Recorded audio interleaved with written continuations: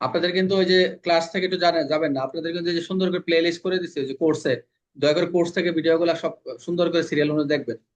আচ্ছা, আমরা এখন দেখবো 162। 162 এটা কি? অসাধুভাবে বা অবৈধভাবে সরকারি কর্মচারীকে প্রভাবিত করার উদ্দেশ্যে ঘুষ গ্রহণ। এখানে ইন ব্র্যাকেট আছে দালাল।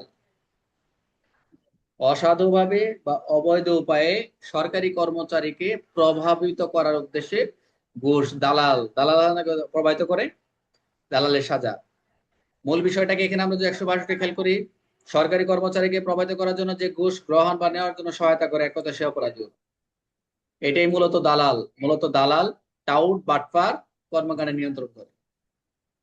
তাহলে কে? দালাল, টাউট, বাটপার ইত্যাদি কর্মকাণ্ড নিয়ন্ত্রণ করে, যা সরকারি কর্মচারী কর্মকর্তাকে অনৈতিকভাবে প্রভাবিত করে, বশীভূত করে, সমাজের জন্য ক্ষতিকর। সরকারি কর্মচারী এই টাউল টাউল বাটপার এক একটা যায় দেয়, টেবিলের নিচ দিয়ে হোক, উপর দিয়ে হোক দেয়। বুঝতে পারছেন? এটাও সর্বোচ্চ 3 বছর অর্থদণ্ড, উভয় দণ্ড। এখানে দেখা যাচ্ছে 3 বছরের কথা। তাহলে ব্যাখ্যাটা কি আমরা কি দেখলাম? যে কোনো যে কেউ সরকারি কর্মকর্তা ঘুষ দেওয়ার জন্য সহায়তা করে মধ্যস্থ দালাল হিসেবে 162 অনুযায়ী দোষী।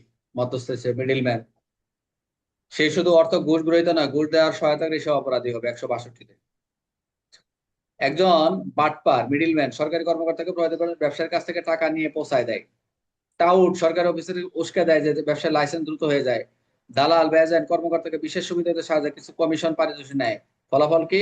সরকারি কর্মকর্তা 161 অনুদোষী। আগেটা দেখলাম যে দালাল, এখানে তো সরকারি কর্মচারী হিসেবে 161 হবে, এখানে 161 হবে না। দালাল মধ্যস্থ 162 অনুযায়ী দণ্ড কারা জরিমানা হতে পারে। আচ্ছা, 162 অনুযায়ী কোন ব্যক্তি অপরাধী? অর্থাৎ যে যে কেউ সরকারি ঘুষ গ্রহণে সহায়তা করে। 162 দালাল মধ্যস্থতার জন্য সর্বোচ্চ দণ্ড কত? আমরা দেখলাম 3 বছর। এখানে টাউট বাটপার কোন রূপে অপরাধী? অবশ্যই সরকারি কর্মকর্তা প্রভাবিত করার জন্য যদি সহায়তা করে। আচ্ছা, এই হলো 162। এখানে কি আরো আছে নাকি?